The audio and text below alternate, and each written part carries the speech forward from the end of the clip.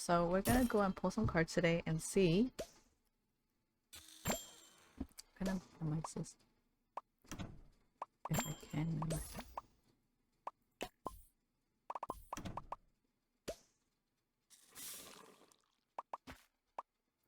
There we go. Can I make it smaller? Yeah. So I'm gonna use my as above so below deck, and we're going to shuffle and see what conversations our spirit guides want to bring up today. And we're most likely gonna do 2 piles.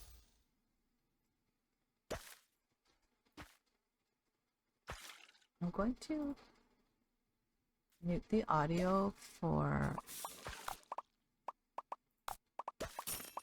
Cafe for now, so we can focus.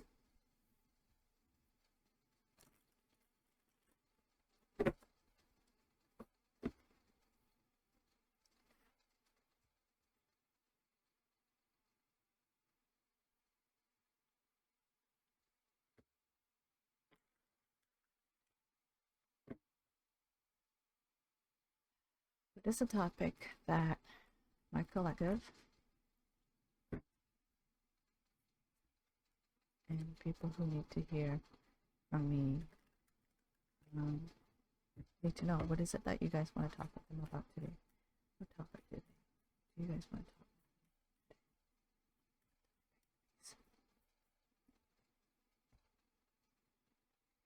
talk about? That would be great if you could do that, Baker. Thank you.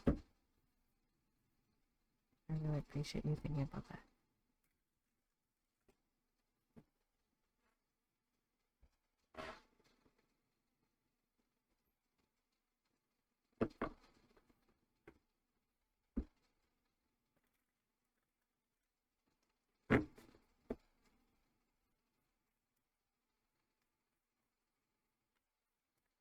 Thank you, Baker.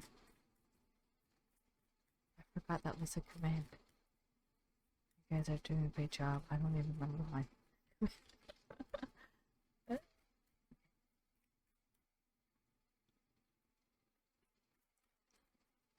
Just a reminder, I'm going to be having a sponsor stream on July 9th, I think. No, not July 9th, sorry. July 9th. Next Wednesday. We'll be playing ZZZ. No worries, I'll pin it. It's good that you remember the command, because I don't. Also, it'd be cool if you could just type exclamation mark pin and it works. I gotta figure out if there's a way to do it on the phone. No problem, Baker. Thank you for bringing that up. Right, since I don't need to hear audio, I'm gonna put my earbuds away.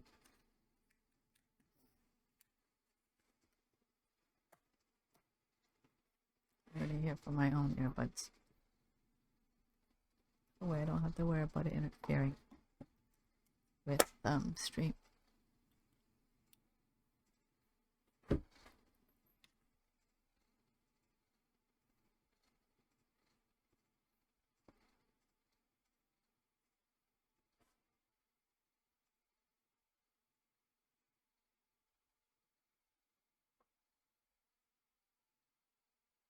Let me pick a song to focus and relax to.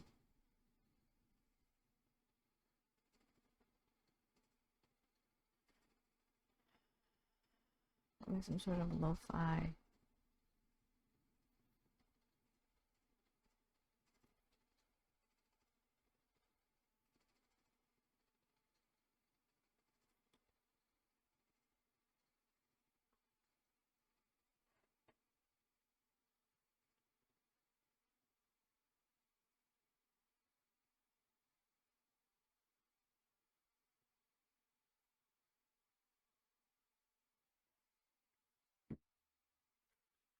Right. What are the messages? What topic is it that we're going to do today for the collective and those who will find me?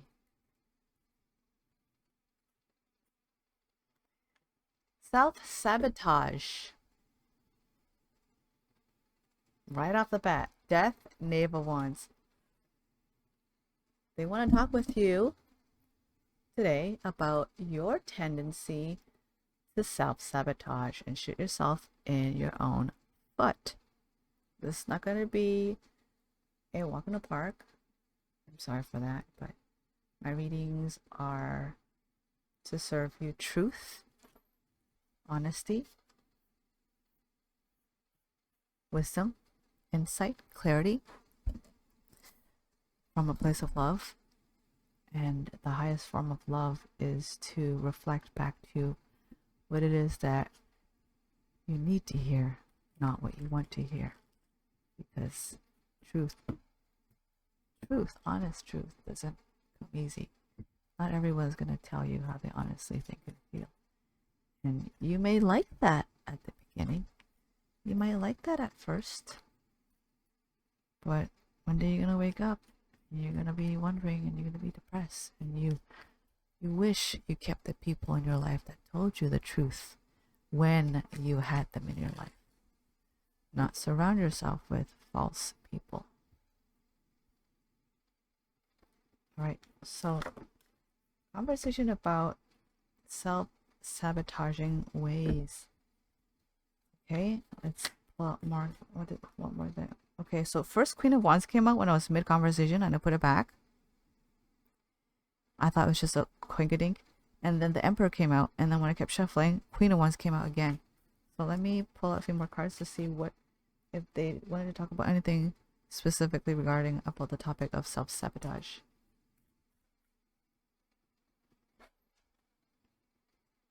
I do feel like my camera is really dark. Let me see if I can fix it.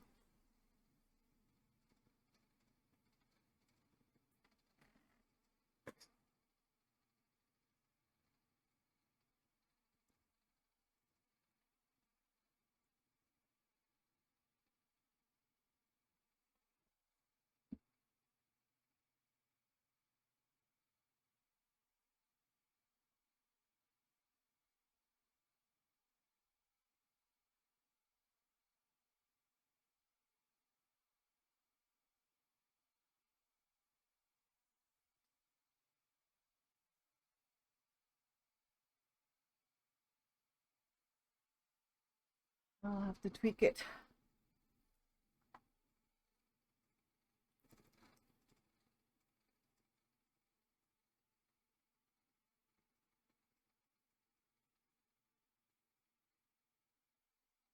Okay. Tell me about this sabotaging topic, please.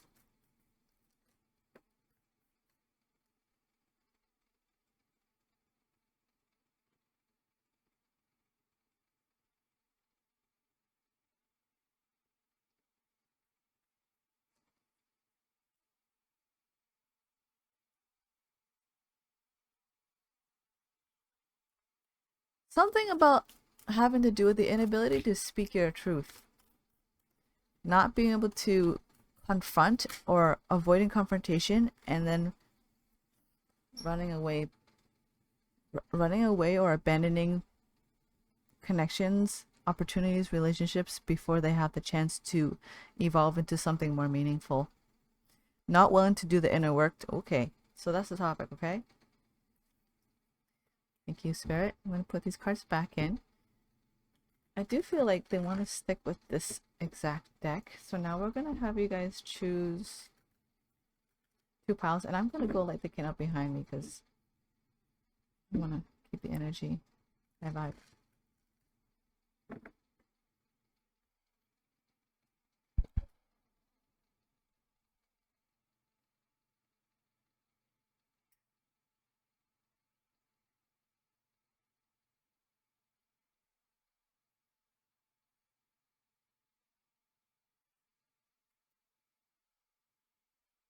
That's better. That's brighter.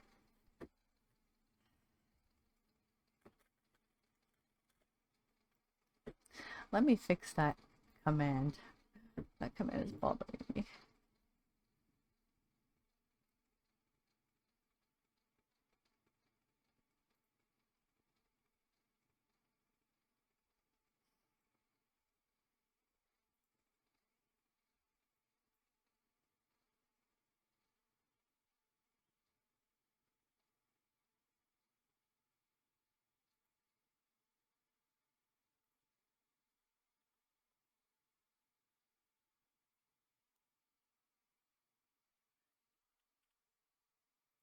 But that's it better. Okay.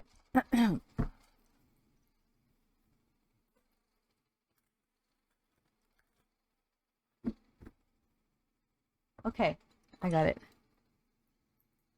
You're gonna choose between two stationaries.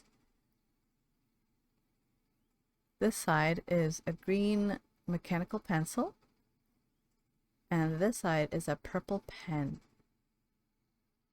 that doesn't write. It's really hard to write.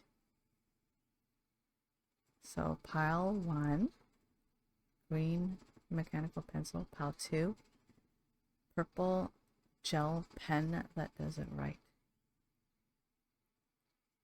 Okay, and when you're ready, click to your timestamp and it'll bring you to your reading.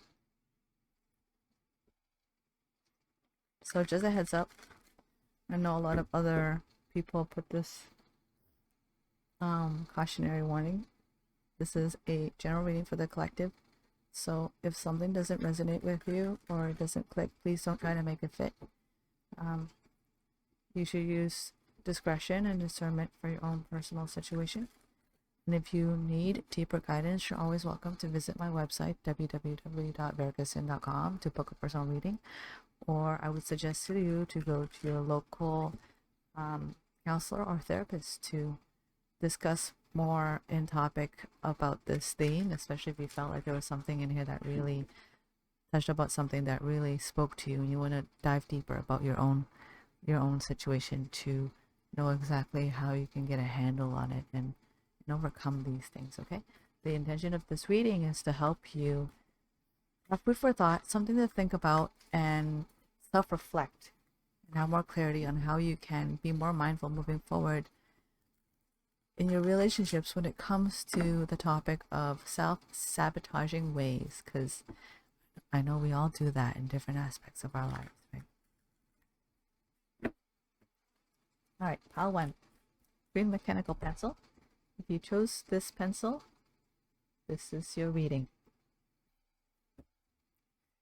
Okay, so I'm going to pull cards. Is it that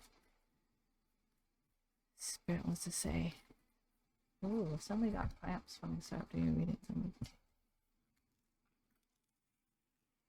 Maybe for some of you guys, it's really hard for you to even like put the mirror on yourself when it comes to like, oh, there's something I could be doing better. You get really sensitive about it, really defensive about it, because you were raised with a lot of criticism from the external around you.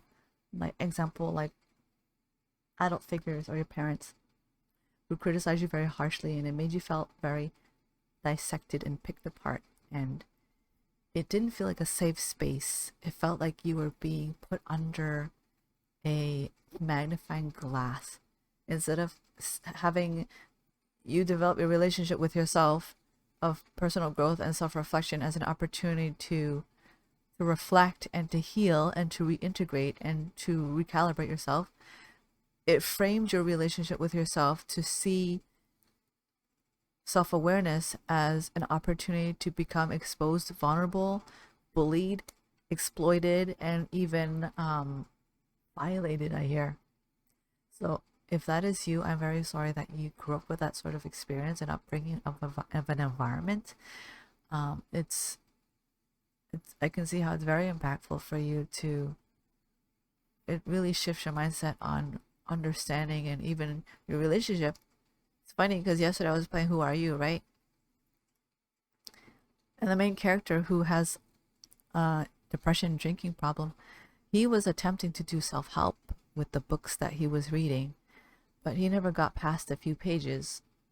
And I think it has to do with his relationship with not really knowing what safe space is, because he wasn't raised or even knew or truly had the chance to experience what safe space really feels like. So he can't replicate that within himself and for those around him. And this may very well be similar to your case, Pile 1, where you didn't have a good experience growing up when it comes to, all right, it's time to talk about you, son, I'm here, or daughter. Like, it's time to talk about what we think needs to be corrected. Like that's the feeling, and it feels like Judgment Day. It feels like there's a lamp put on you. You're under examination. You're in the office with the cops, good cop, bad cop kind of vibe, and that's not how it's supposed to be. Okay, so let's try to reframe that and see what Spirit has to say to you after I take these ibuprofen.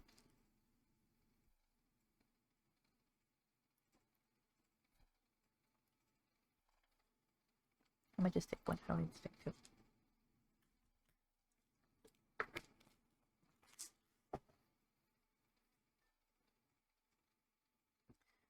Right. Spirit, what do you have to say to pile one?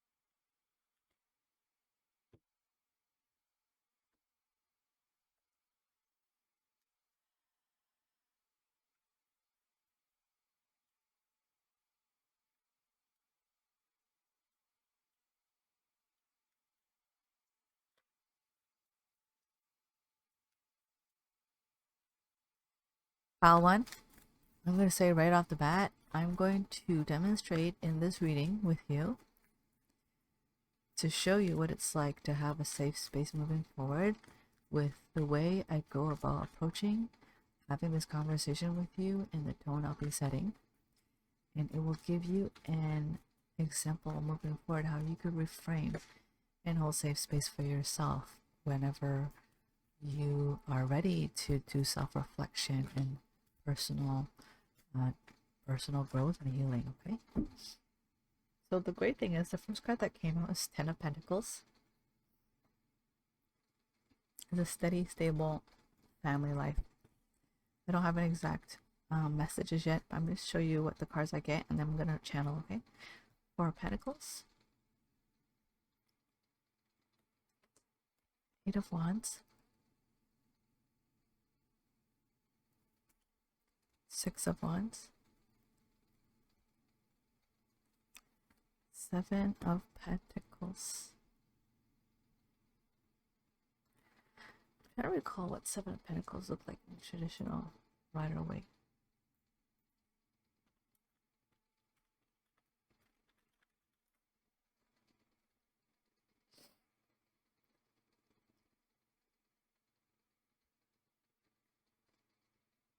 Patience, perseverance, and reward of long-term effort. Cool. Putting in the work and should continue to do so as success is likely. Okay, so it's the willingness to put down a foundation. Okay. Let me take a look at your cards now.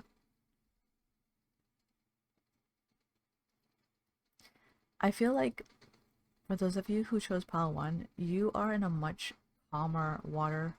You're in calmer waters now. You're in a much better place in your life compared to when you were raised and where you started as an upbringing with your childhood. You have already done a lot of the work, and it has brought you much success and great results. However, I do hear there are some little bit of blind spots left over to be hashed over and to be revisited, or maybe not even revisited, but for the first time to have light shed onto it so you can sweep up those little debris and smooth out and polish out everything else to make your life running better. Because there are some hiccups along the way that you sometimes don't understand why it is the way it is when you have done so much of the work. And I'm here to help you fine-tune your vehicle before you get on your way to your road trip. That's what I'm hearing.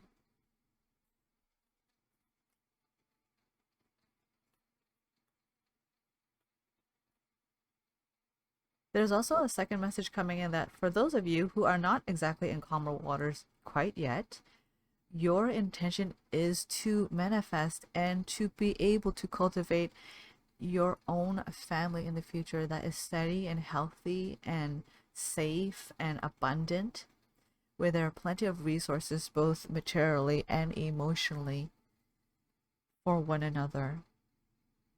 And you can't wait to have your own family. You can't wait to have your own community and safe space. And if it's not your own family in the sense that you want to you know, have a family with your significant other and you have children or you adopt children or fur babies, it would be a sense of community where it's like, let's just say you are like an artist, okay, or like some person of a certain interest with a certain topic in life, and you want to like create a community center and have like a hub for like-minded individuals that can get together and have the safe space and resources where they can support one another very much so. Okay, and these are all honestly very beautiful intentions. As I'm saying this, the sun is shining in and I'm getting really good vibes, and I'm listening to Janae Aiko, Tiny Desk, and she's saying only the good things. So that's such a beautiful intention for you to set, and I feel very emotional like in this moment, with the energies I'm picking up. This is a very beautiful intention you're manifesting, and I'm here for it. I wholeheartedly support this for you. Let's keep pulling more cards. All right, I should put a timer because your girl can go on forever.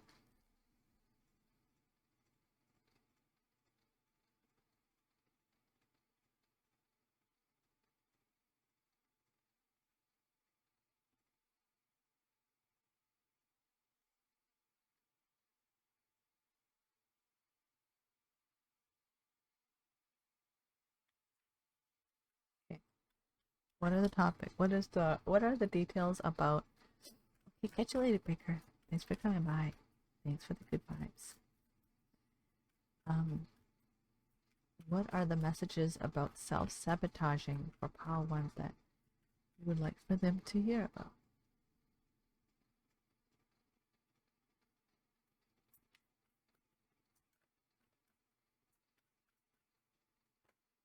This time I'll take it slow. That's what Janae Aiko is saying in her Chilombo medley live performance. So maybe for some of you guys in the past, I'm getting some like really rushed energy with the Eight of Wands, where there's a sense of impatience that you really want so much for a place of belonging and community that you tried your best to find and select individuals that gave you great impressions first off the like right off the bat and welcome them into your community. I can relate to this. Oh, is this my pile too? Okay. And you want so much to have a place to belong because your whole life you grew up feeling like, oh, I just ripped my hair. You grew up your whole life feeling like the outcast and like you never really fit in anywhere. And when you finally thought you fit in, even those people outcasted you. You just want your own tribe. And because of that urgency and sense of impatience, you didn't quite set your standards as high as they should be, your expectations as high as and as clear as they should be, because there's a part of you that has a little bit of a fear-based mentality, like a lack-based mindset, because you're worried that if you lower the bar of expectations of what kind of people you want in your life, if you don't lower it, you won't have anybody. That's what we have to talk about today. And welcome in, Crazy Bro. We need to talk about, in terms of self-sabotaging, your expectations and what you believe you deserve, what you believe you can have. Okay? And that's why the people that you have accumulated in the past in your attempt to cultivate a happy and great successful community, whether it be family, whether it be like to make your own family, whether it be to have your own community, like a center in your own city, neighbor, or there was a third one. I don't remember the third one. Whatever that may be, it didn't work. And in that sense, you self-sabotaged because you allowed people in that were of a lesser caliber. They may have checked off some of the boxes of what your requirements and expectations were for people, but not all of it, because you thought, oh well, they'll grow into it. Oh, that's good enough, you know. Nobody's perfect, and yes, it's true, but The thing was, some of those boxes they didn't check off were actual red flags. And that's where we need to draw the line here today about when you have expectations for people, the boxes that they need to check off are not necessarily like the talent they could bring to the table. Well, yes, it's just as important, like your professionality, like how punctual are you? Do you keep your words? You know, when you say something, do you stand by it? Are you reliable?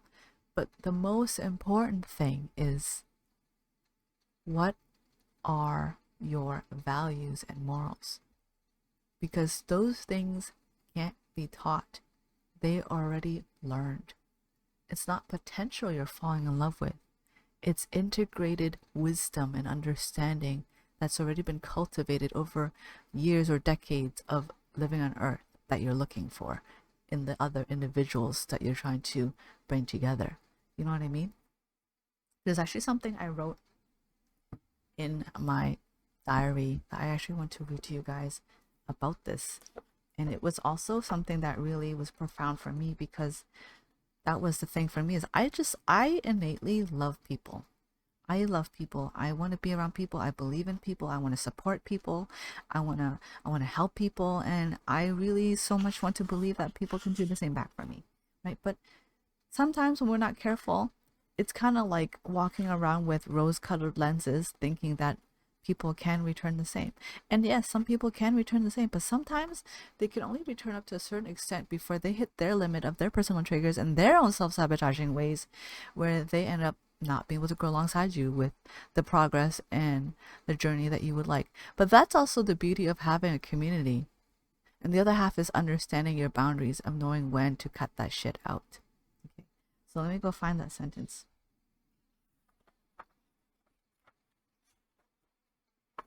Welcome in, briefcase wanker. So just so you guys know, everything you guys say will be in live stream.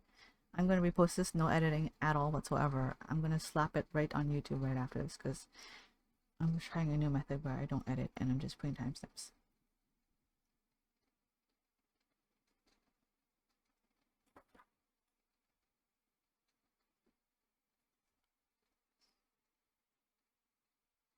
Here.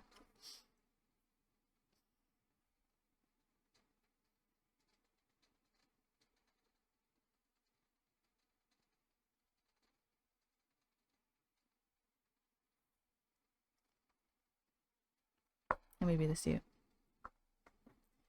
Soon, in the near future, there will come a time that an opportunity to form a connection and trust will take place. This is your chance to allow them to show you who they are, and for you to see them as a person and a friend, not from a place of fear or judgment, holding them to some standard checklist, standing by a measurement tape to see if on paper they check off your list. It is the intrinsic values that matter most. The external and material will always follow suit. With that being said, there is a difference between falling in love with a person's potential and falling in love with a person's values and morals. One has yet to be integrated and the other is well versed. Okay? That is the phrase I wanted to share with you guys. That is the insight I want to share with you guys, because it's true. And if you're not judging and selecting and filtering out the type of people you want to cultivate in your community from the right lens, right? Lens of potential versus lens of integrated wisdom, you will very easily make a mistake and select people who have higher chances of self-sabotaging tendencies to enter the circle and trigger and hurt one another, rather than having already the great foundations and principles of what it takes to foster and nurture and cultivate and grow and water each other. And when I say water, I'm thinking about garden, watering the soil, watering the plants, putting fertilizer and manure where it belongs, right? You need to be able to discern, to know the right people who have the potential to do that, and those who are actively pouring in poison into your garden, which is the garden of your community, whichever and however that community is that you're trying to cultivate it looks like. let's continue. Oh, so the cards that flew out was the High Priestess. Thank you so much for the follow. Briefcase one card. I hope you enjoy your stay here. The next card is Eight of Pentacles. And then Knave of Chalice. Okay, so these were the cards that gave me the message. Let's keep continuing for one about the topic of self-sabotaging and how we can go and understand this, heal it, and integrate it. Okay.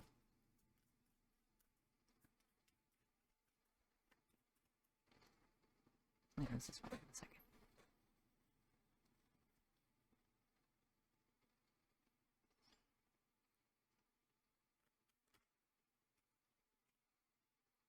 I'm going to set these other cards aside because I do feel like usually I keep them laid out and they're a message I go back and forth and jump between, but this time Spirit's actually saying these cards are done. So I'm going to decide for a new phase. Okay, it's beautiful. The Empress flew out, and for those of you who read tarot or are well versed in tarot from listening to a lot of pick a card readings and tarot readings in general, the Empress is somebody who is and has learned to master of being in a position of receiving, nurturing, holding space, and allowing for the right people, places, and things to enter their life without exerting, pushing, and forcing before the time, people, and places are ready. But right next to the card that flew up to it is Three of Swords.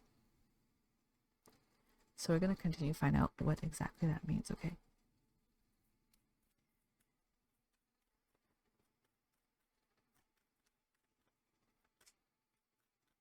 I get it. King of Swords flew up. So in the past, you had premature Empress energy. What does that mean by that? You are very easy to take in people, accept people, bring them under your wing. Don't worry, I got you. Come. Like, I'll take care of you. Like, I got you. Welcome to our community. Like, just like that. I'm seeing like a movie or TV show of like a zombie apocalypse, and people are injured, people are trying to survive, they're rationing out their foods, right? And there are camps and there are survivals and people who have turned already and those who have not turned, and people who are like rogue that came from like outside, and they're like, please take me in. I will contribute to your camp, and I'm really good. This is my talent. I can hunt, or my talent is I can fix cars, or my talent is I can fish.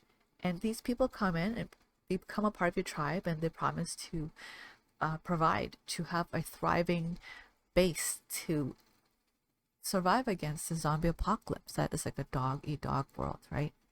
But the thing is, in the past, you accepted people too quickly and too easily because you were much more focused on their good points rather than the downfall of their points, because you were focused on their potential rather than seeing their already integrated wisdom and their moral compass and their intrinsic values that they already currently hold. And because of that, it led to a lot of heartbreaks, and I'm really sorry to hear that for you, and I completely empathize because I've been there, done that. Because King of Swords, he is brutal, he is cutthroat.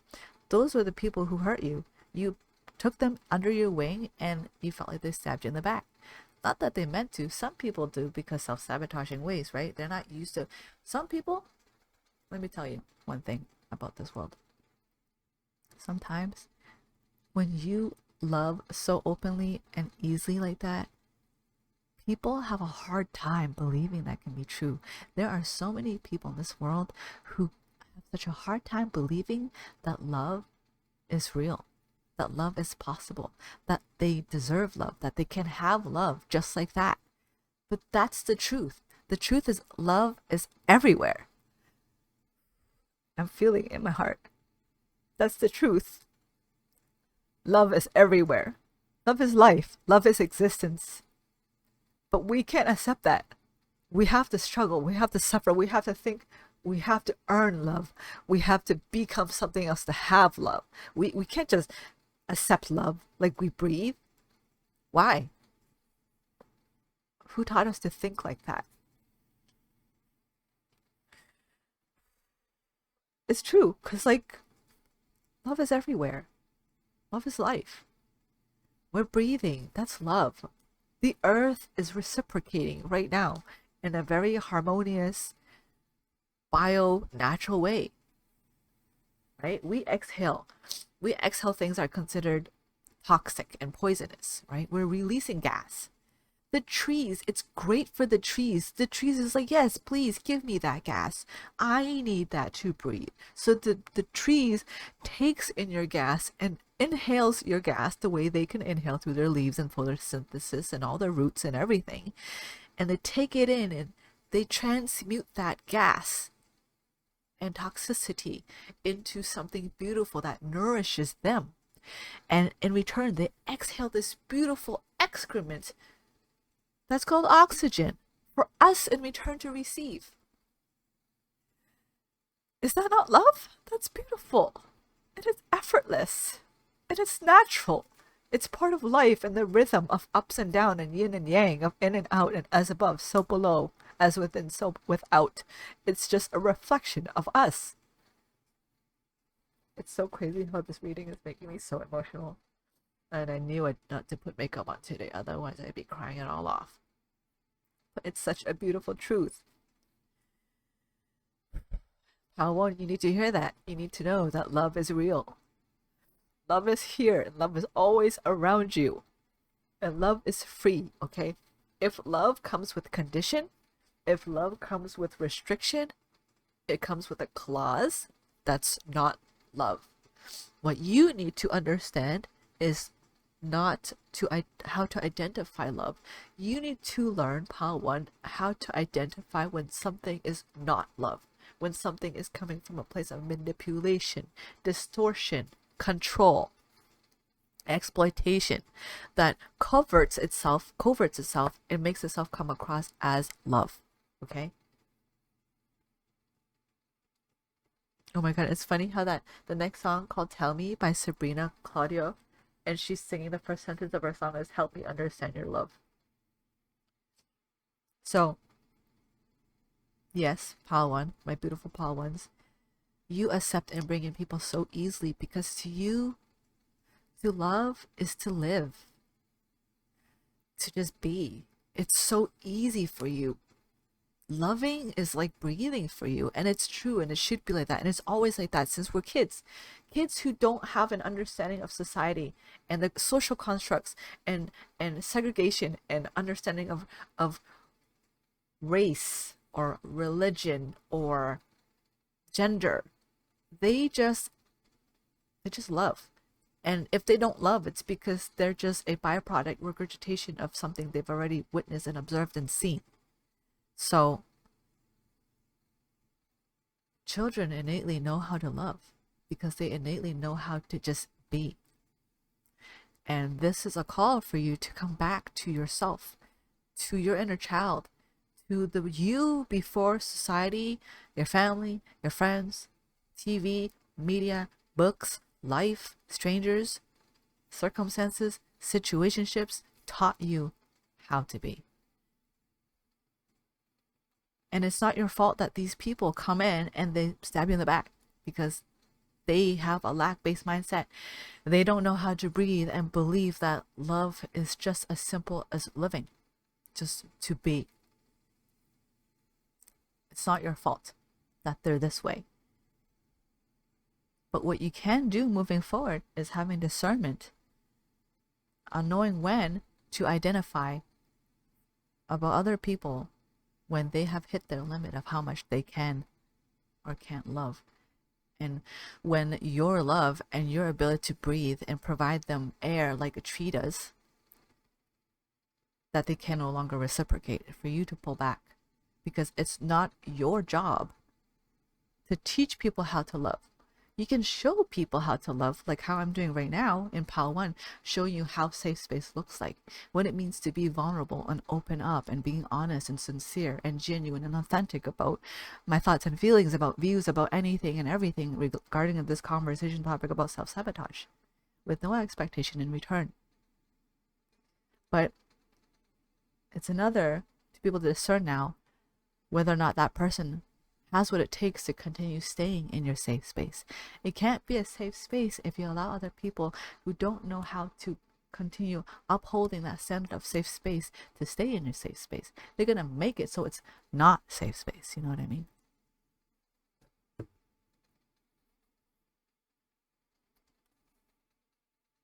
Let's keep moving forward.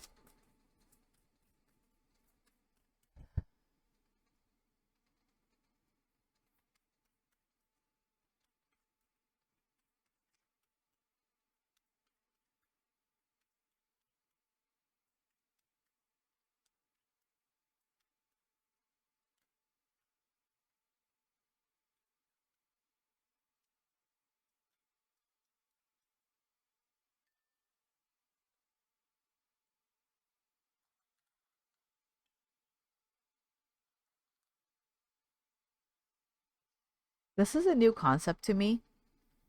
I'm going to say it before I forget. This is a new concept to me.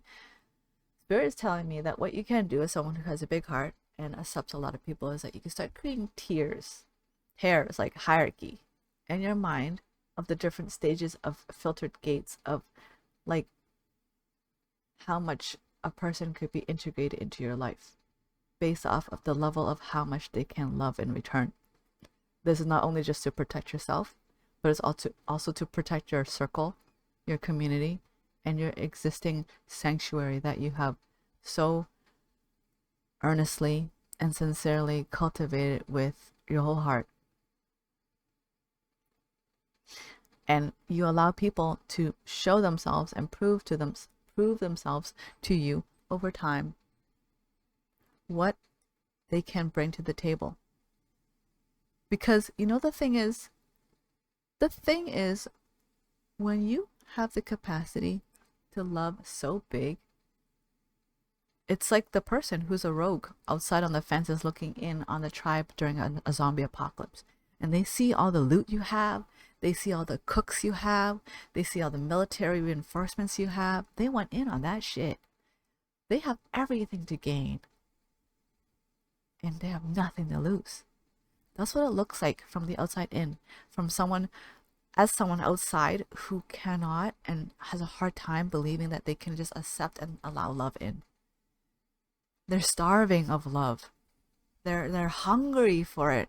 They're deprived. They're desperate for it. They don't know how to cultivate love within themselves, and they don't even know how to accept love to different degrees. And here you are, this blooming, beautiful tree full of fruits bearing out, being like, here, take it, take it. But not only if you just leave yourself hanging out there like that, completely vulnerable and exposed, not only will they take your fruits, they will chop your roots down. They will burn your branches down to make fire, not even realizing they're taking everything you can have in a way that you cannot even self-rejuvenate and continue to sustain to give back. Because there's such a lack-based mentality, they're taking all they can because they're thinking there might not be another chance. So they take to the point of no return. They take to the point where it's detrimental. They take until they destroy.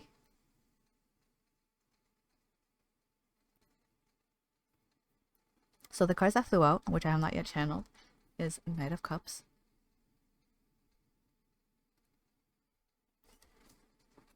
Ten of Cups,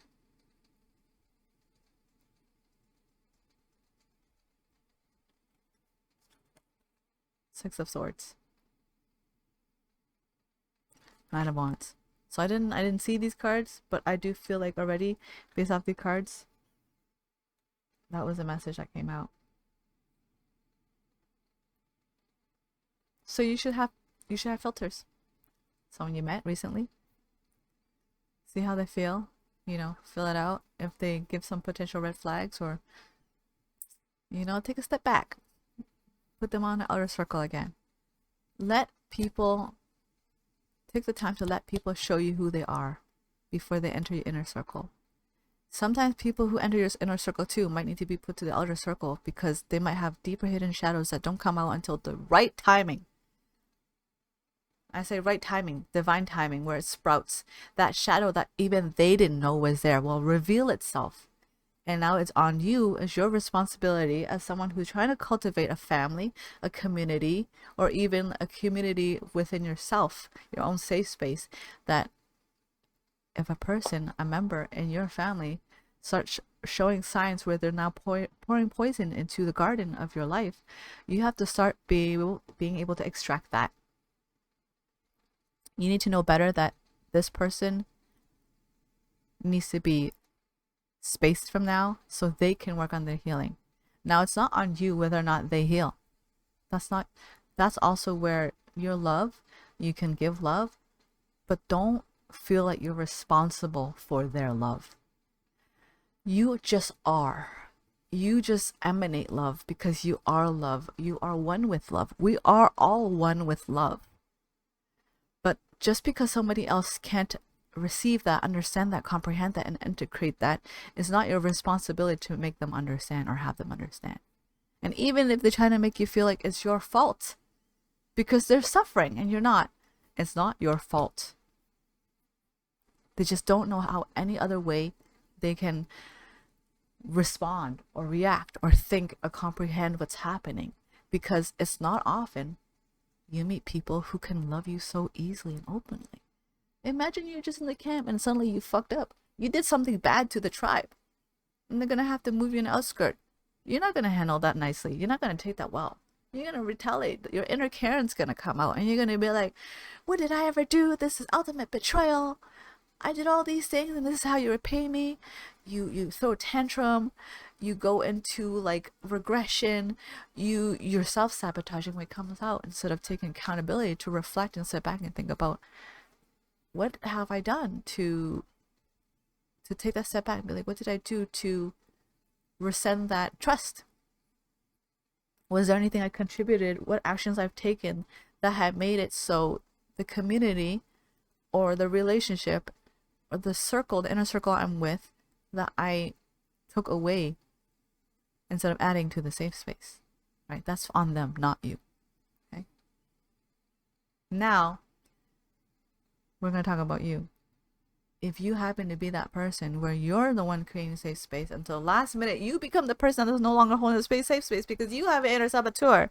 We got to talk about that. Okay. So let's pull more cards about that, because now you're going to uproot everything. If you're the tree of life, where all the squirrels come to eat the fruits and they drop the nuts and it plants into the ground and it grows more plants and more trees and other animals come and it becomes a forest, and you're that one main heart of the forest that you're uprooting, we gotta talk about that. That's just as important.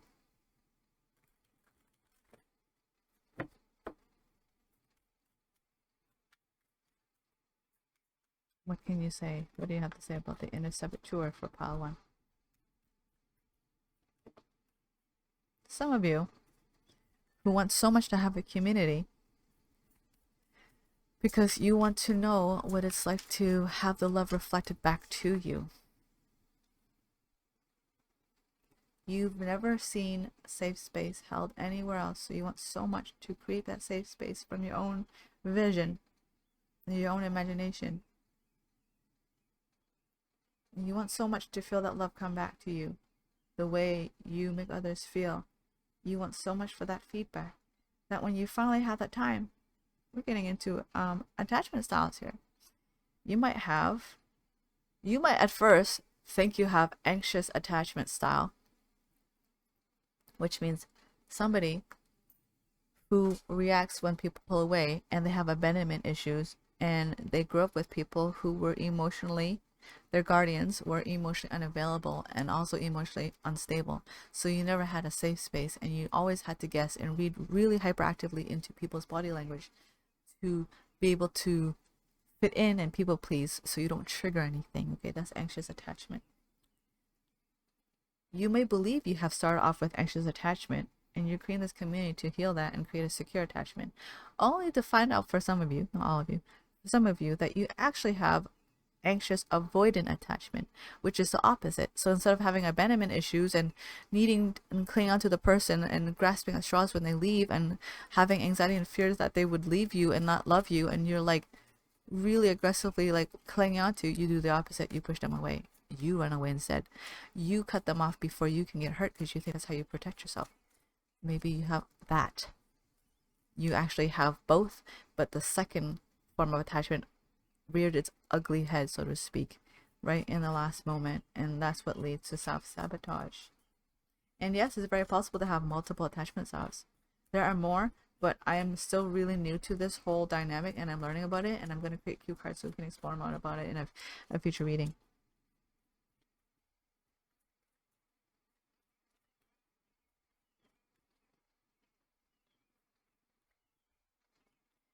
For some of you, you may have had a anxious attachment style growing up with your childhood, and then you developed the anxious avoidant attachment style in your love relationships as you got older. This is just an insight for those of you who might be wondering, where did I get this from? Where could it possibly have come from? Like, how I don't remember having that growing up. It could have been from outside your family that you learned from friends or lovers.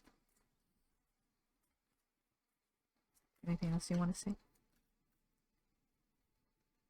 So, now, Pal 1 is the chance to learn to start opening up your heart again with wisdom, integrated discernment, and knowledge. And not trusting yourself from a place of potential, but trusting yourself from a place of intrinsic value and morals that you have upheld and integrated and practiced. It's time for you now to be your own judgment day. The judgment day card is not here, but I'm seeing it in my head. It's time for you to reassess yourself and be like, what about myself can I trust? What about myself can I evaluate that I know for a fact I have integrated this wisdom, and it's not a potential that I want to believe in myself, but something I know to be true. You could take those aspects about yourself and start working with that. Start creating a system of people that you allow in and not yet, based off what they trigger about yourself, while you continue to strive to find secure attachment and you heal within yourself, so you can become that person aspiring for the potential of someone who can sustain and hold a safe space without imploding on yourself and sabotaging the entire community that you worked so hard to cultivate. You can find new ways to contribute and give back and create a community where everyone's helping each other grow in a way that you don't have to feel like you're overcompensating yourself and that you are bending yourself backwards, because that is the inner people pleaser in you that needs to be shed away, right? And the reason why I say that is because we have the Strength card, Six of Pentacles, and Seven of Wands. So it's time for you to find what is it that I can bring to the table that I will be happy to give, and I don't feel like I'm giving so much of myself that it's not being reciprocated and bounced back in a way where it's a give and take ecosystem. That's very important to discern. That will be a really great place to start to continue to set a very stable foundation, so you don't feel like you're being taken advantage of, so it doesn't trigger your attachment styles and it doesn't create any sense of false expectation, so you don't feel like you're sabotaging yourself or others, vice versa. That's a very beautiful truth right there. So new messages before we close out, because it's probably been half an hour. Any messages left?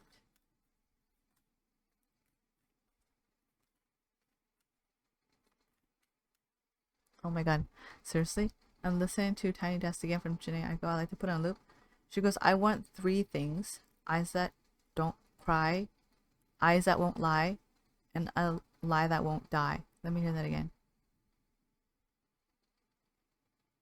Eyes that won't cry, lips that won't lie, and lips that won't die. Eyes that won't cry, lips that won't lie, love that won't die. Setting new values and standards, not for others, but for yourself moving forward, would be very clear on understanding what sort of expectations and reciprocity what sort of reciprocation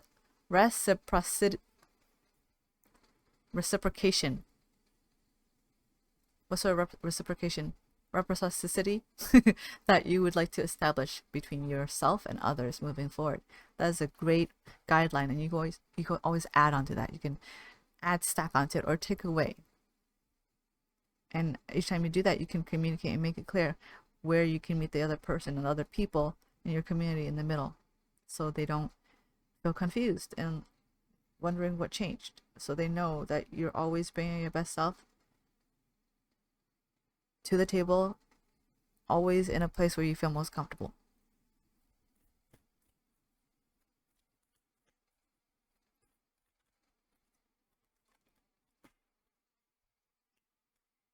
Yes.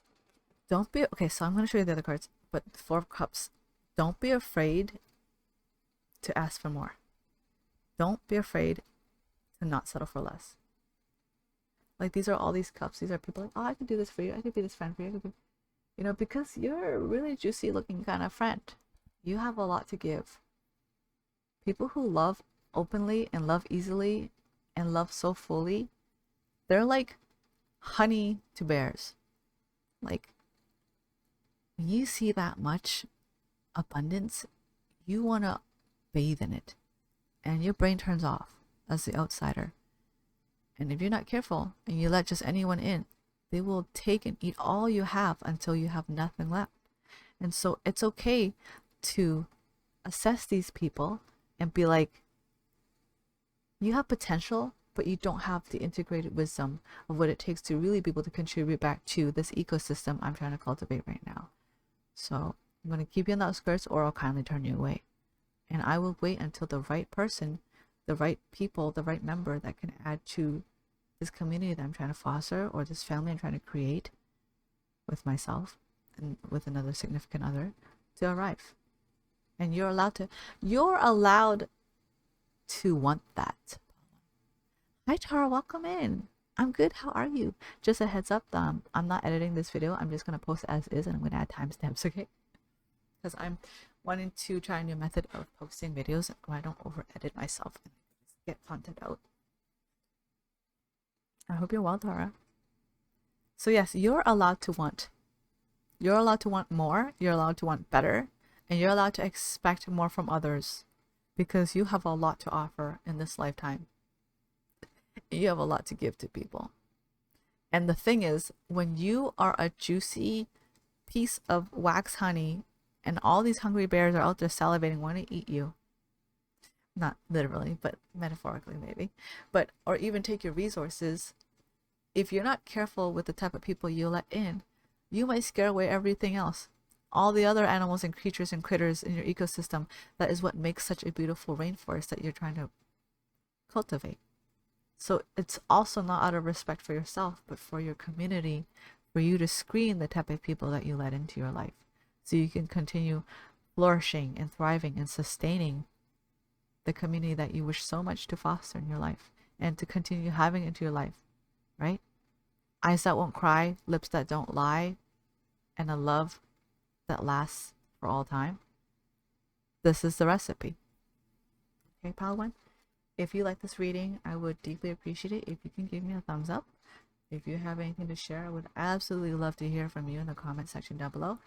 If you feel compelled and inspired to have a reading from me, you're more than welcome to visit my website.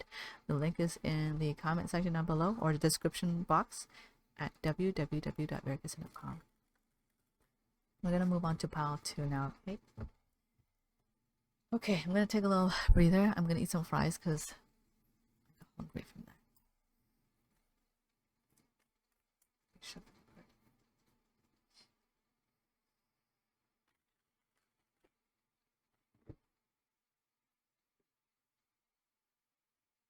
Boy, is the weather hot. I have a fan on right now, and the window wide open.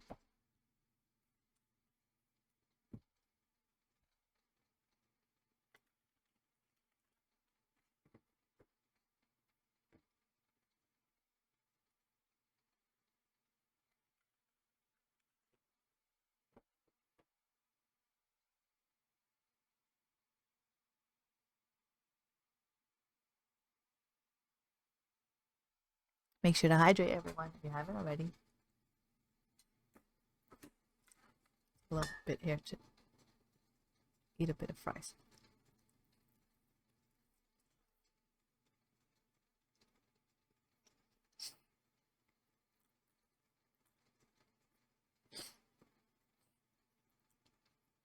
So Tara, the reading is about sabotage, self-sabotage. So we just got done with pile 1. Pile 1 was the green mechanical pencil.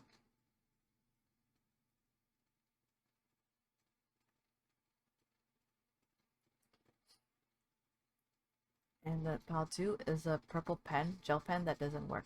It won't write. So we're going to be moving on to this pile. Yeah, I had food. I was eating it earlier and I couldn't finish it, so I put it on the side. I always have food next to me. Especially when I stream, I know I'll get hungry.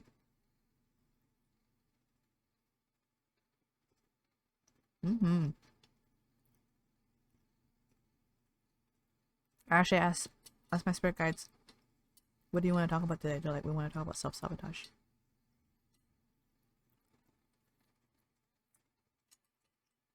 The fries are very light and delicious. Don't have a hard time picking them up at all. Oh, by the way, I have my little cafe. You guys can come join. Type in exclamation mark join. You come to my restaurant, my boba shop. Eat right here.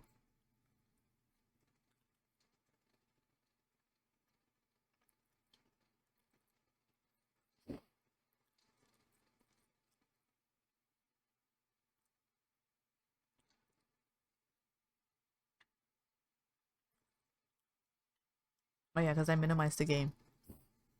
That's okay. I'll eat more after.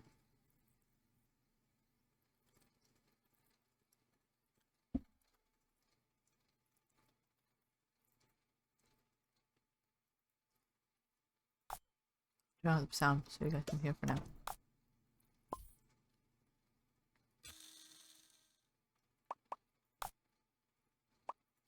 Why did the sound go away? The sound disappeared.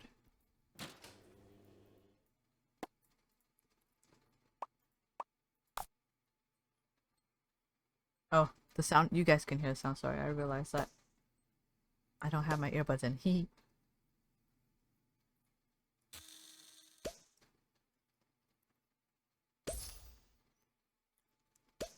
Let's take a look at the garden.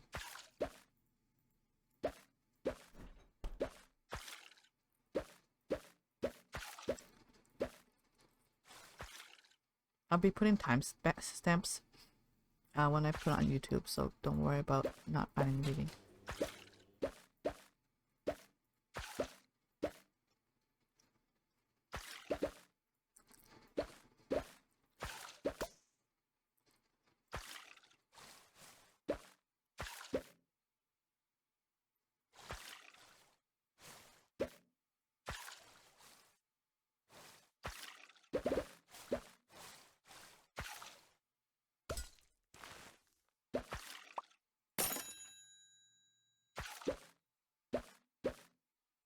These coffee beans are growing really fast.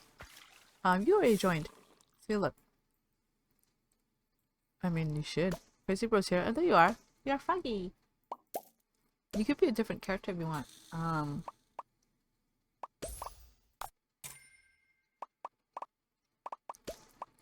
Forgot how to do it, but there is a command list.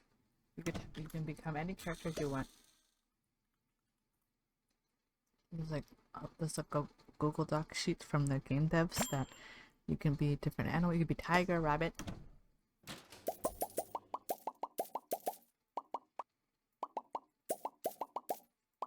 Or a food too.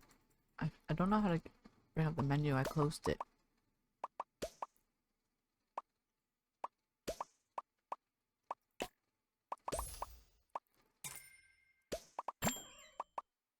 Refrigerator?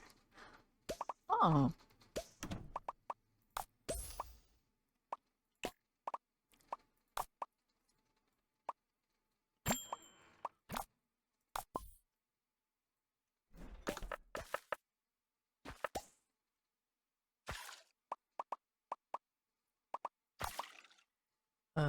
How do I grow more stuff when it's full?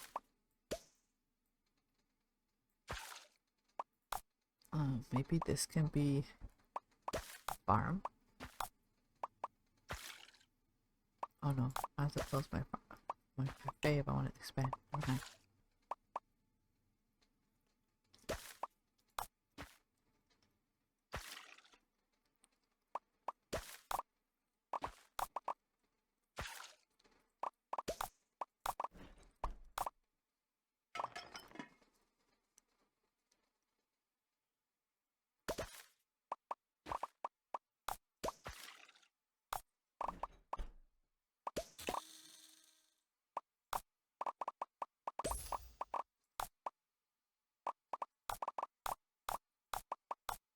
Radio?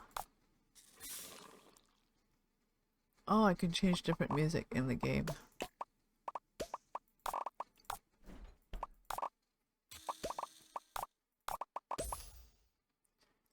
There's so many things in this game. I'm gonna take time to learn.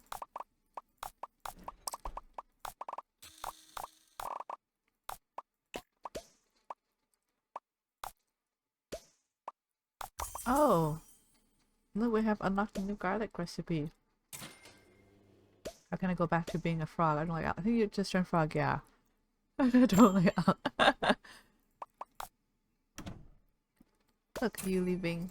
I think you're gonna come back. Ooh, ice water and a chair. Okay, ate all my fries.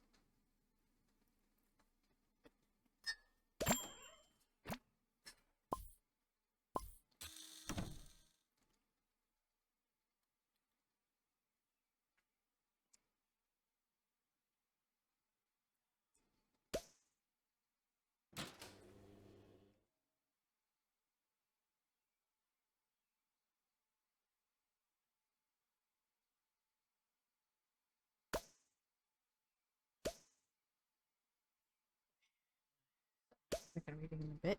Let me take some water. I came back as a cute little sheepy.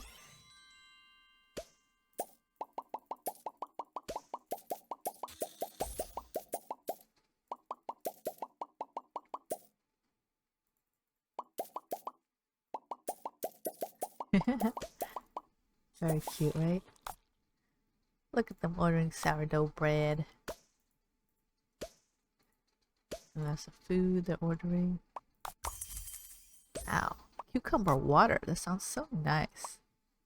I didn't realize I unlocked new recipes just now.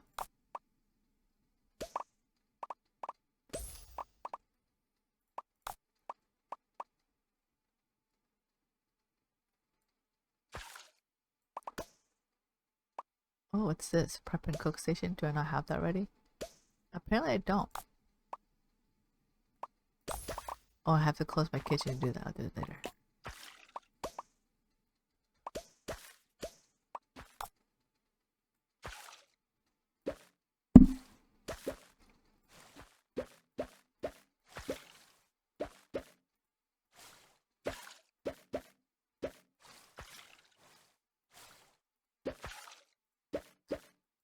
So after I do the second reading, we can hop over to play. I'll have Bergie's Cozy Diner up again and Kokoro, and I'll be playing Bear and Breakfast, and we'll vibe and relax for the rest of the evening because I am tired from going outside yesterday. I went to celebrate Canada today. It was really nice. It's really good to be outside with all the people and the water and the sun, the music. It was great. Okay.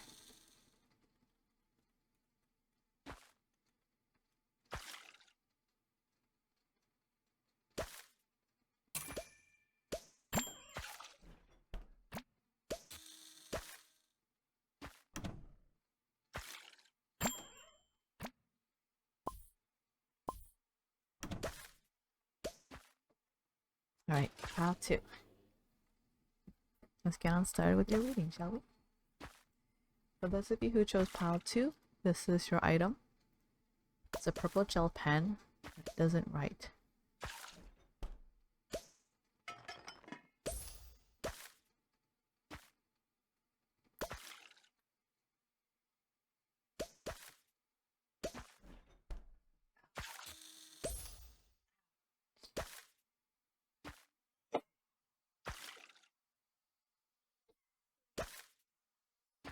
That was hot and now I'm cold. I set my headline.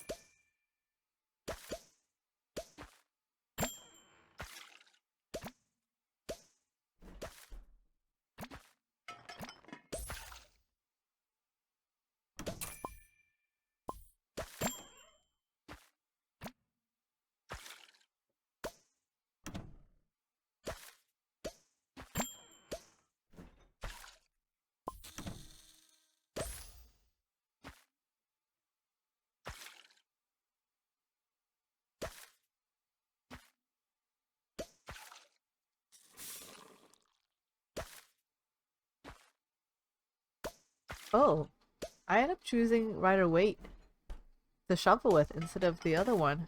Okay, I guess my guides want me to use a different deck for this reading. Yeah, we're using a different deck. I'm shuffling. I've been shuffling and like zoning out and like clearing my mind. And then I realized this deck feels smaller. Alright, pile 2. Topics about self-sabotage, please. And sabotaging in general. What is it that I want to talk about with pile 2?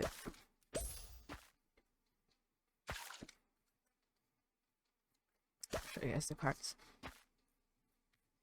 Arrogance. Ego. Will be the death of you. That's what I'm hearing. That's a very strong statement. But death of you is like the ending of all your relationships and your friendships and the connection of those you love. Your pride. Your pride. So it's going to get you if you don't keep a hold on it. If you don't keep a close eye on it. If you don't know how to keep it in check. If you let it run rampant. If you let it grow like wild weeds in your garden. If you let it spread like wildfire. And you let it dominate your whole life. If you let pride, ego, and arrogance blind your life, you will never find deep fulfillment and happiness. And that is the ultimate form of sabotage. Wow, pal 2, you got it big, you got it heavy. But you know what? You needed to hear that. Alright, so we got 5 of Wands.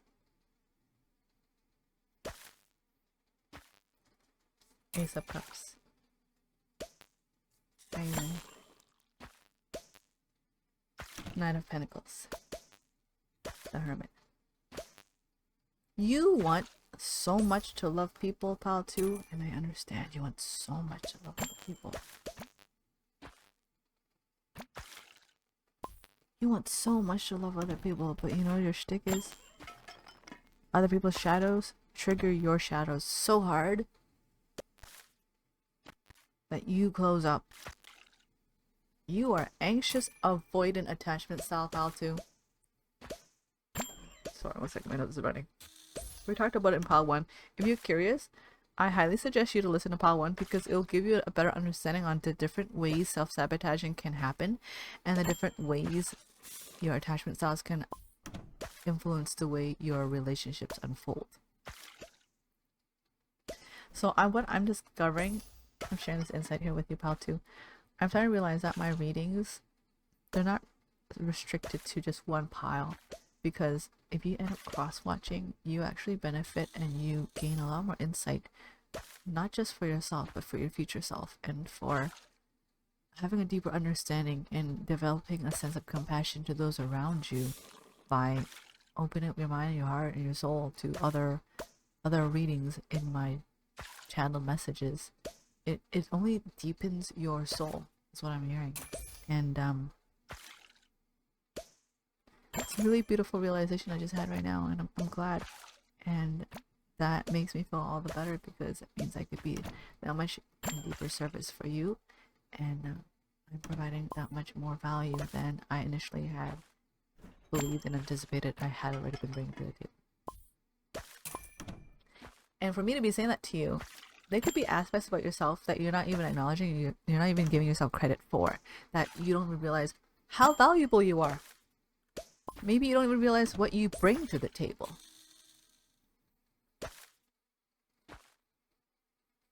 And when other people don't see that, you get pissed off, you get defensive.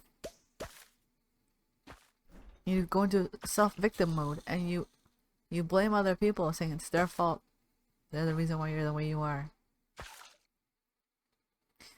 But you know, pal 2, there's always going to be somebody in this world that will say the complete opposite of everything you are. Why?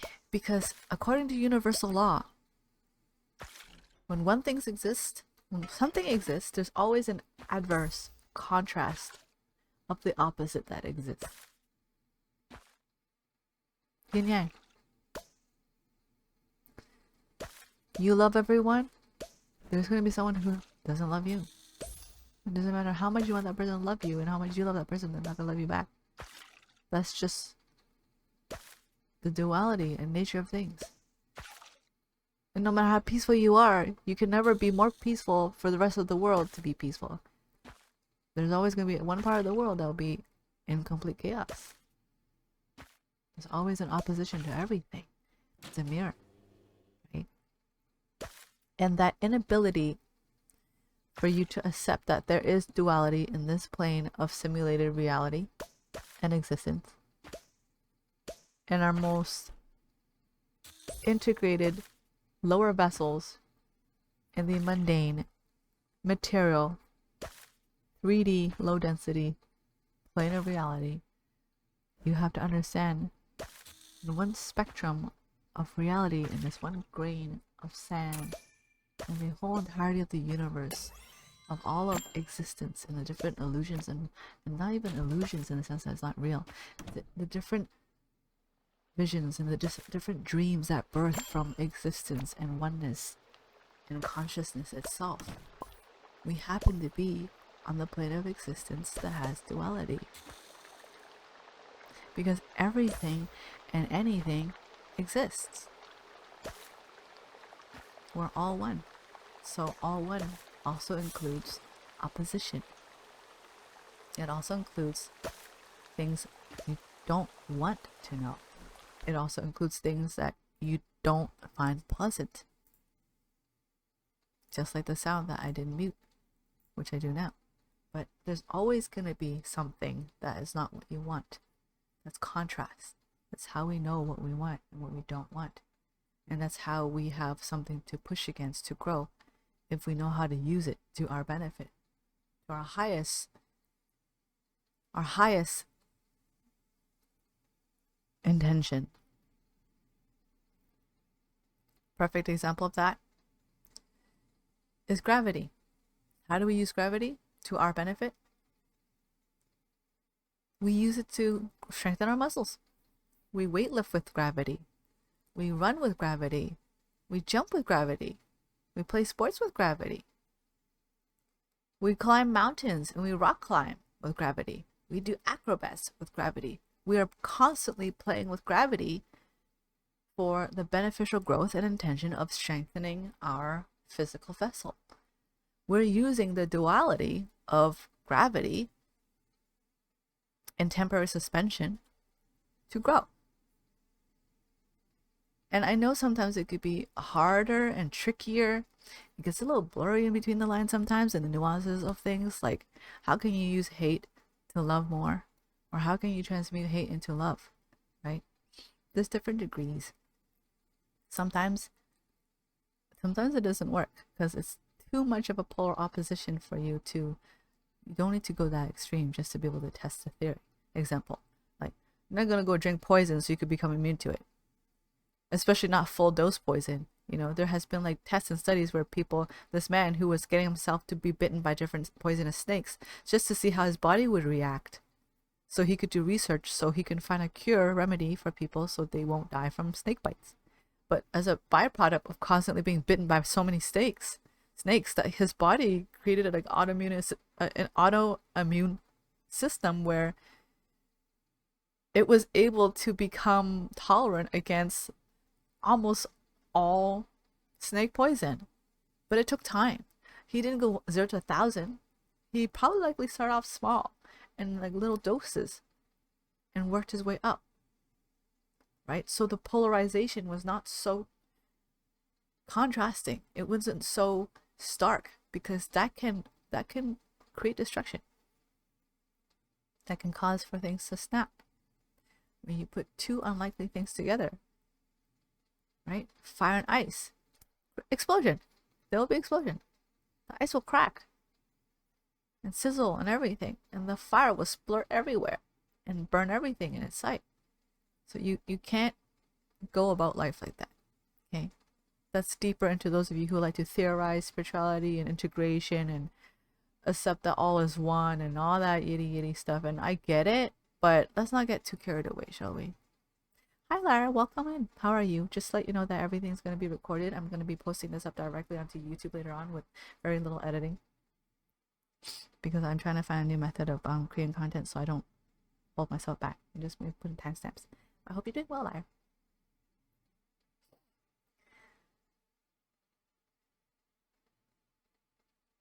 So we're going to go back to pile 2 and how this is all correlated to your concept. You want love, but you only want love when love is good. And when love isn't good, you retaliate. Like, see, I knew it. I knew it wasn't that great. I knew it wasn't that great. And you run away. You're not just running away from the other person. You're not just running away from the potentials and opportunities and the relationships and whatever it is you're trying to establish. You're not just running away from those. You're also running away from yourself. Because everyone around you is a reflection of who you are inside. People you keep in your life constantly and you continually interact with and you establish a connection with, they are all a reflection of who you are on a subconscious level. You resonate with them. You relate with them. You identify with them. And there's parts of them that express parts of you. Now, when they start expressing things that you don't like and you get triggered, those are parts of you as well that you just don't like about yourself. But instead, you disconnect yourself and you separate yourself thinking, oh, this is not me, that's them. But the fact that it affects you is because there's a part of you inside, a part of them about that thing that you don't like about them inside you that's making you feel so unpleasant. If you really knew it wasn't you, you really knew that's not a you thing and there's nothing about you inside that is connecting and relating and similar to them, it wouldn't hurt you and trigger you and affect you the way it did. Right? That's just the truth. You would know and you'd be calm. But instead of being calm, you become reactive. That is the perfect opportunity for you to start spotting where you can start integrating these parts of yourself that you've learned to reject so aggressively about yourself. You're not only anxious avoidant to other people, but what you're actually doing before anything else is you're first anxious avoidant to yourself. You're running from yourself. So how can we resolve this? Let's move these cards to the side.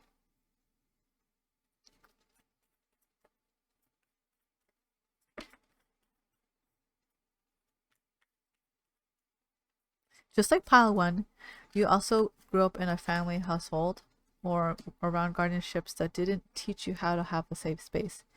So when you go and approach self-reflection and working with yourself, you never really had the proper ropes on how to do the work, the inner work or the shadow work in a place where you feel safe, and you had boundaries for yourself and guidelines. Instead, you were taught that anything that had to do to make you feel vulnerable is a dangerous place to be.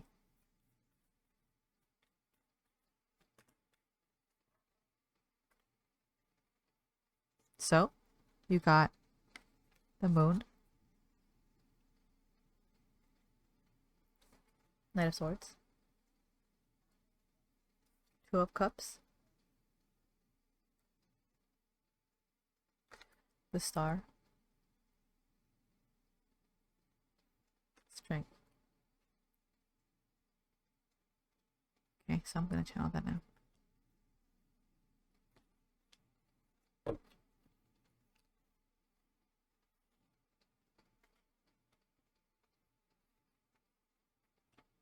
That's awesome, Lara. I look forward to playing it then.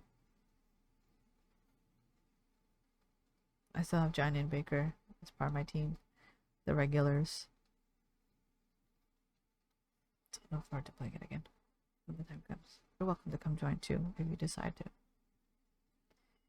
play. Okay. Let me sit with this for a bit. You know, pile 2, instead of coming at yourself with the lens of, okay, there's this thing about me that is hurting me and others, and it's not a good thing about myself, I must go and remove it. Because that's exactly what it is, the Moon. It's like the things unknown about yourself, the parts yet to be seen, acknowledged, and integrated, right?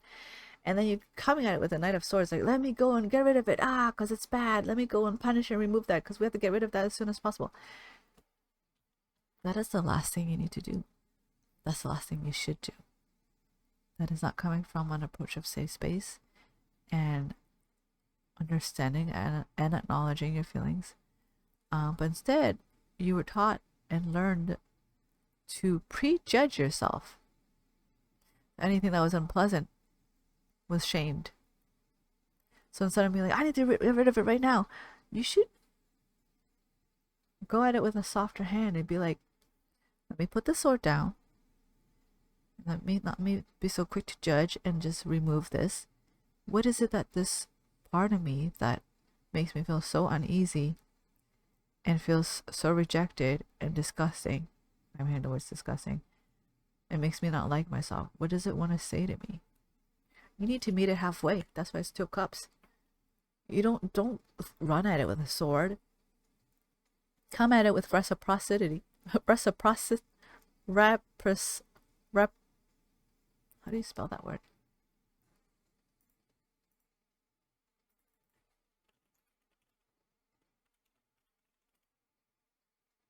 Reciprocity.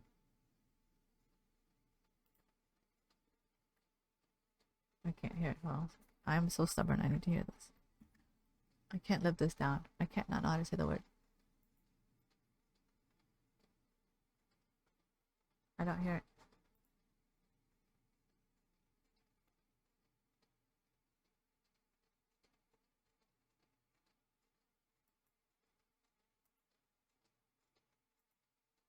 Reciprocity. Reciprocity. I finally said it. Perfect. Reciprocity, okay? Reciprocity. You need to come at yourself with reciprocity. Stop. And not a place of judgment and needing to remove and disconnect those parts of yourself and be like, I disown those parts of myself. You come at it with a cup and be like, hey, this is where I'm at. This is what I know about me. These are the things I like about me. Right? Let's just say the blue is the unknown parts. The yellow, which is like the light, the blue is the shadow, okay? The yellow is you. You're like, these are what I like about myself. This is what I know about myself. This is what I'm confident about myself. And this is what I have accepted about myself. And this is what I identify about myself. And you go meet your shadow self, the part of you that you don't like, or the part that make you feel triggered, the part you don't understand, the part of you that you don't know and recognize. Instead of seeing it as parts of yourself that like bad or embarrassing or things that will make you fail or hold you back, and view that part of yourself that you don't understand yet as a stranger, see it as a friend you have not yet befriended. And instead of seeing them as an enemy, because that's what you're seeing them, you're seeing the other half of yourself that you have rejected as an enemy.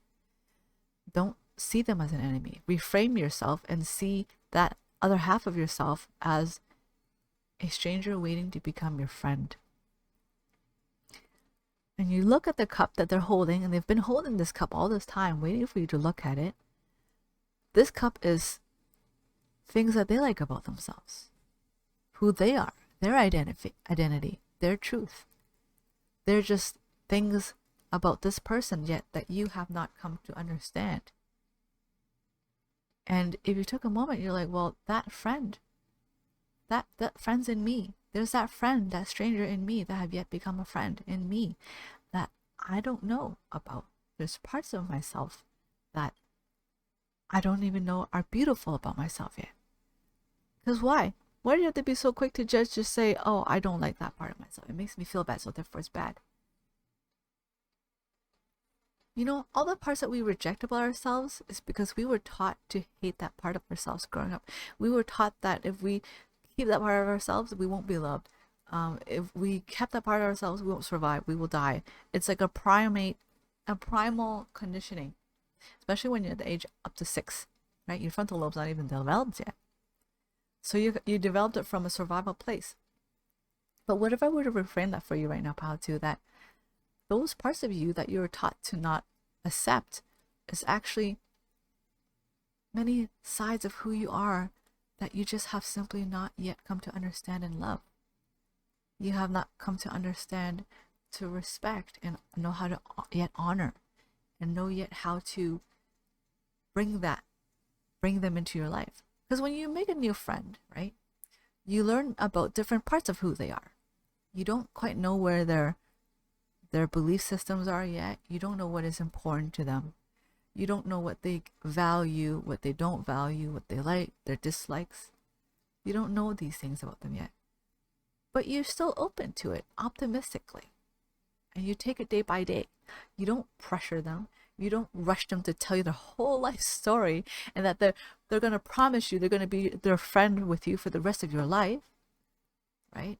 I mean, you probably would come at it together with the expectation of, hey, are you looking for a good friend? You know, like, I want like a friend like that. You hear them out, the things they say and they don't say, and the way they act.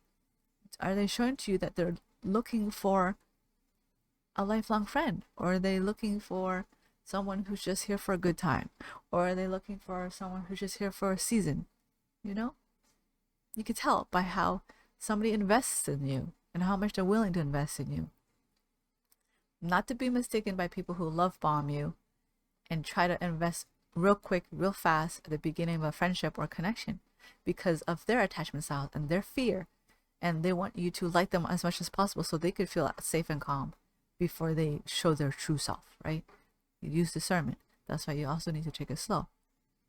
Just like Pal 1. I really highly recommend you watch Pal 1.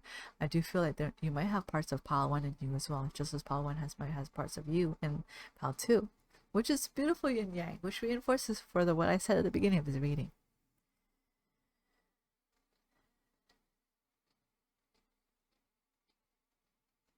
So you go from Two of Cups to the Star.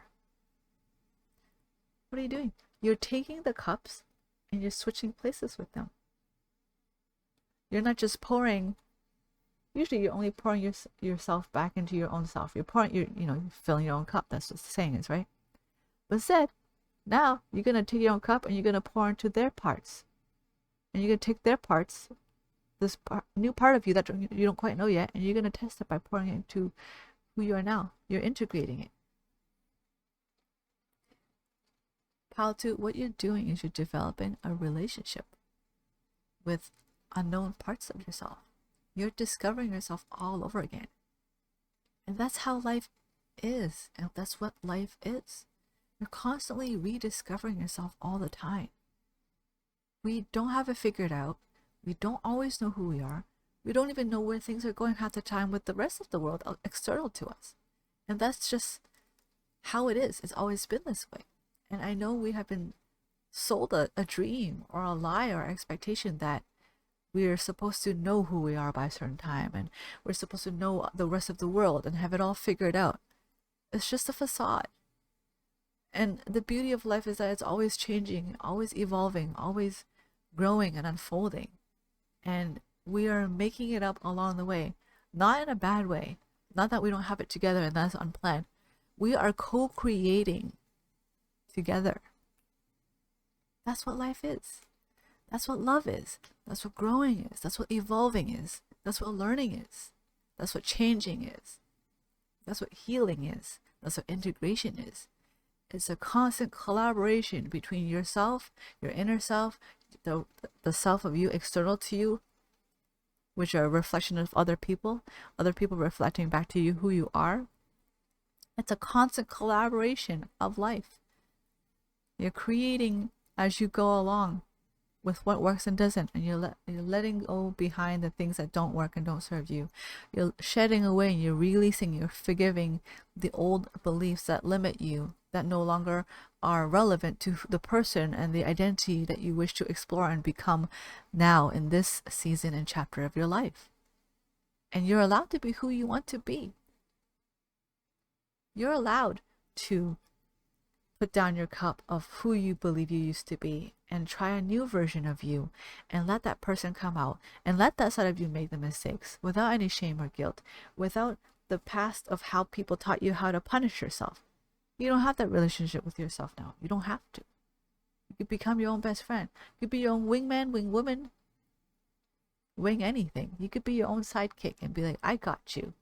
I'm going to hold space and I'm going to let you come out and I'm going to try different things. And I'm going to accept that I'm always an evolving, changing, growing, beautiful human being that is an expression and a work of art of the universe. And if people don't want to stay because they don't accept that you can evolve and change and they don't like new sides of you that come out, that's okay. You can let them go with love. You can let them love you from afar. Or maybe you could just space away for that time while you go explore yourself, because that's more important than anything else, because everything else is a reflection of who you are. And it doesn't matter how many people you keep in your life, as long as you don't have a deep relationship with yourself, your relationship with others external to you can only be as deep as you allow it to be. Your relationship with other people can only be as deep as you allow for yourself to meet you. The more you know yourself, and the more you can be intimate and true and honest and authentic with yourself, the more you're going to be having an easier time to be able to do that in return to others around you. Because as above, so below, as within, so without. Everyone around us is just a reflection of who we are. We're all bouncing back to one another and sending out signals of, I'm like this, oh, I'm like that too. I'm not like this, I'm not like that too. Or, I'm not like this, but I want to be like that.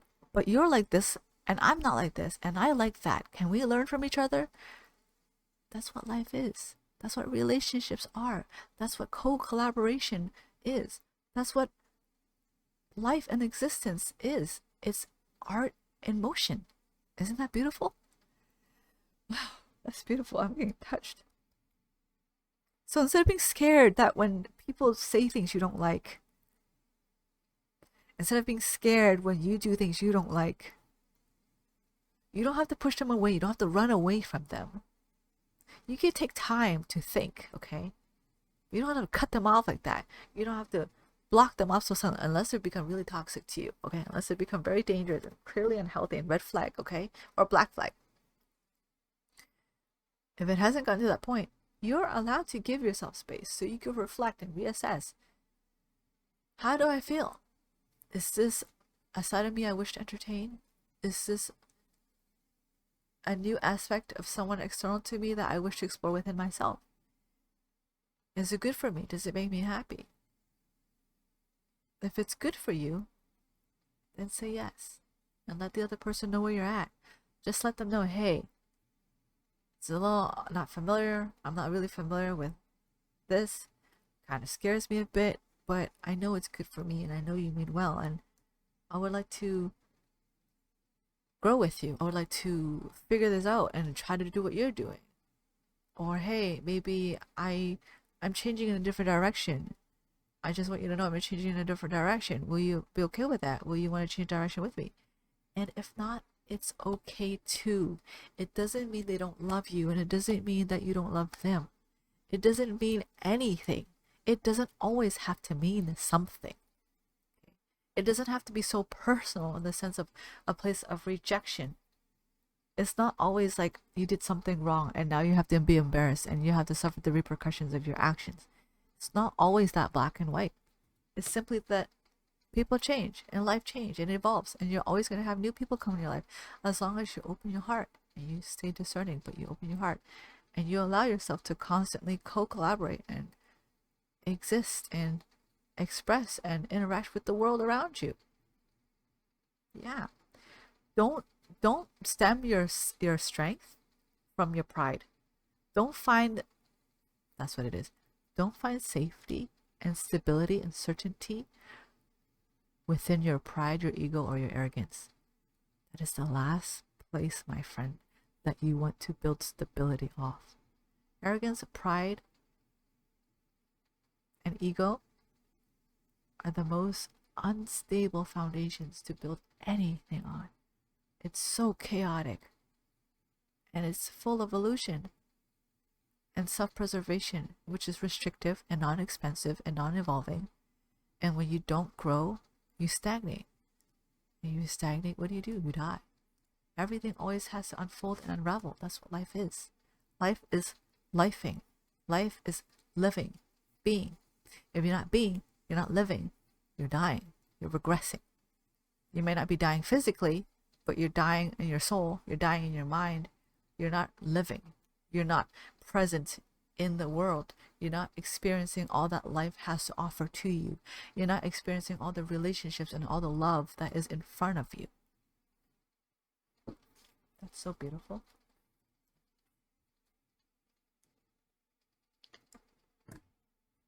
Alright, let's pull a bit more cards.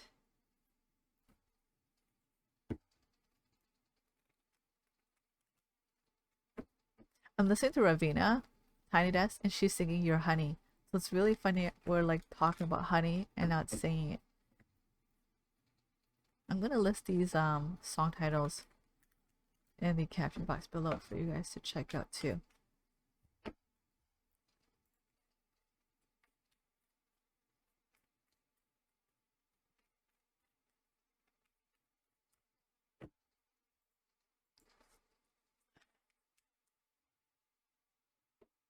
Ooh, I start shuffling the cards with a whole bunch of cards still left off to the side.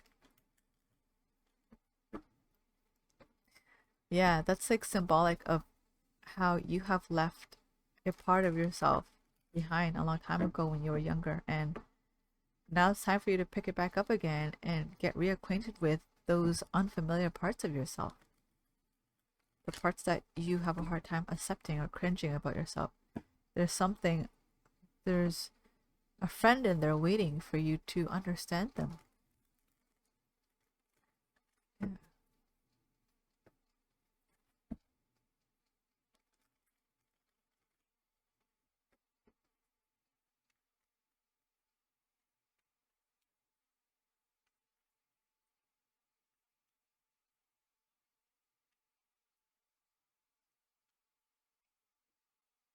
She's talking about wanting to create a sense of community and love.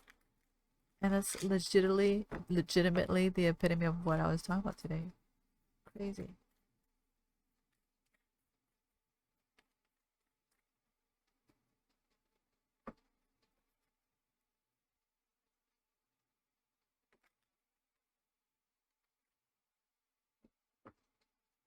Song's called Bloom. Yeah, okay. I gotta link it to you guys. I literally just said, if you're not growing, evolving, unfolding, what are you doing? Regressing, stagnation, dying, right?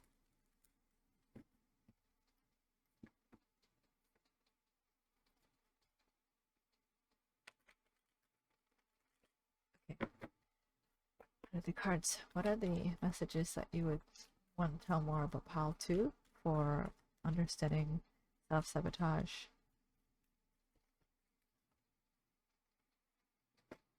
So, part of your pride is believing that you could do everything on your own and you don't need nobody. You can be self-sufficient. The answer is both yes and no, because we live on planet Earth.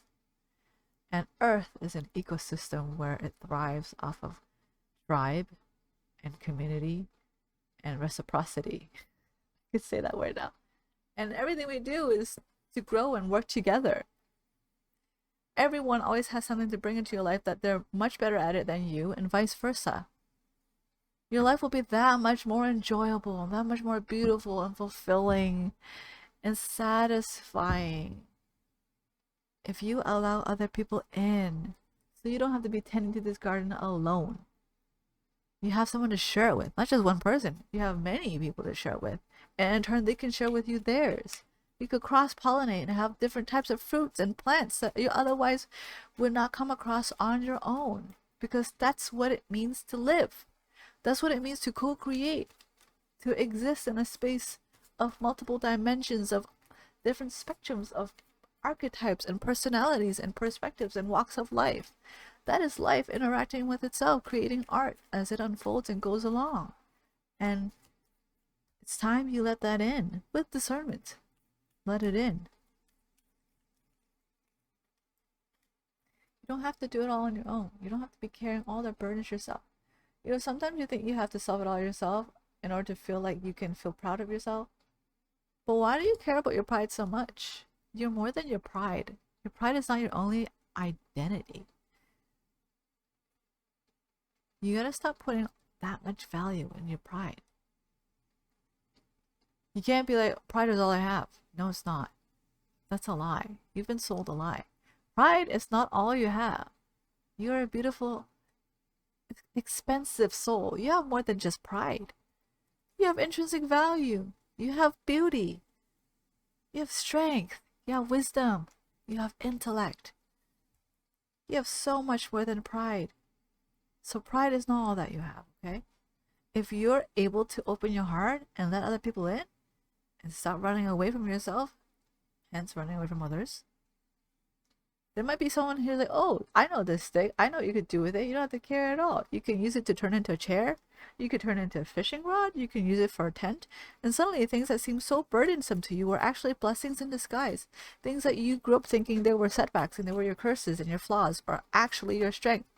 They were just your strength waiting to be acknowledged. That is so deep because it's true.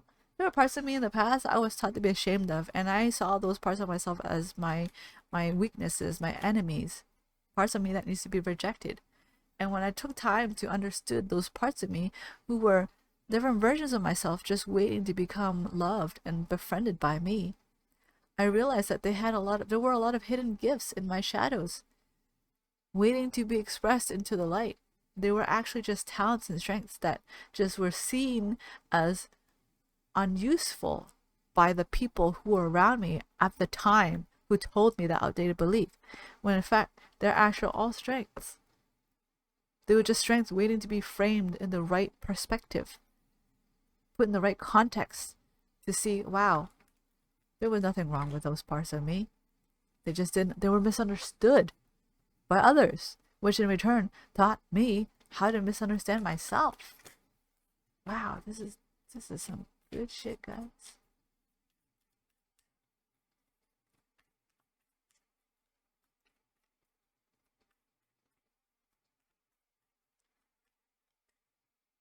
Okay. Pull a few more cards and wrap it up. So, what your soul, pile number 2, is actually craving is longevity.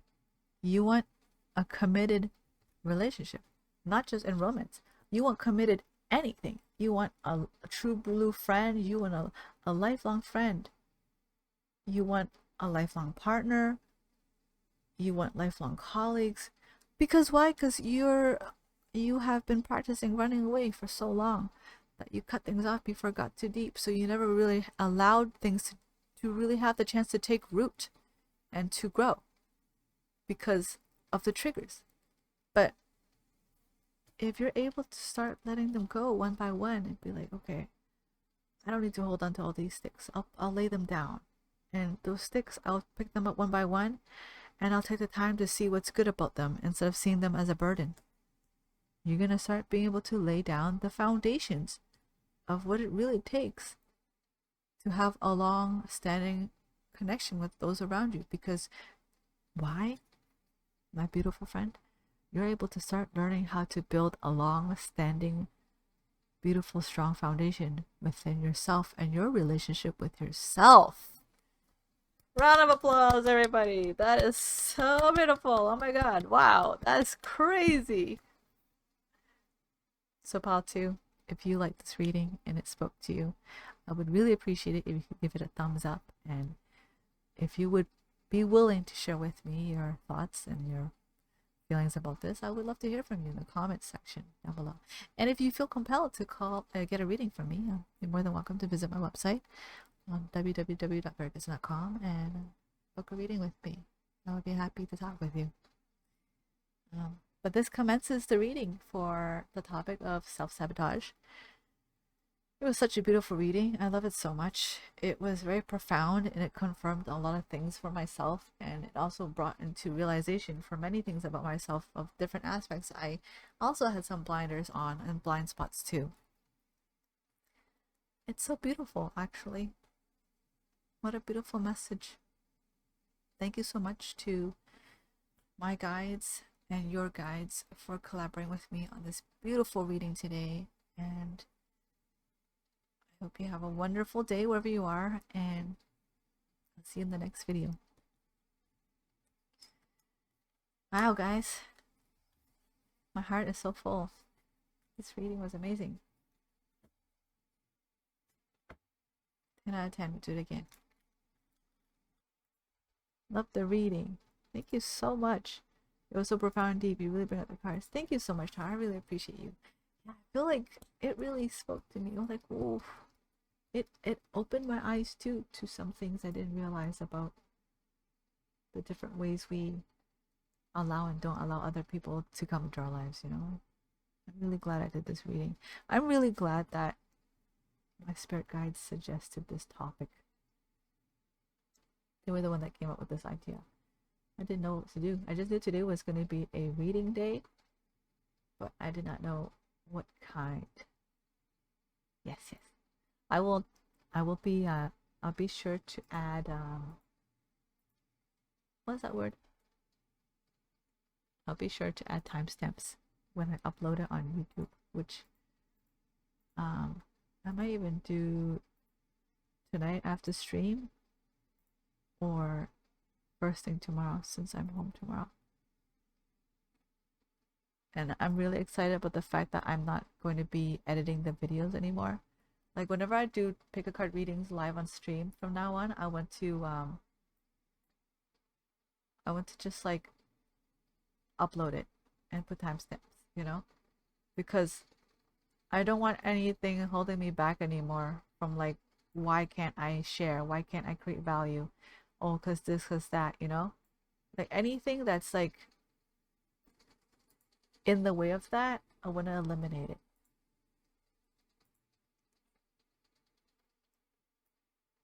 Pile 1 also got me too. Pile 1 was like, I relate to both piles, honestly.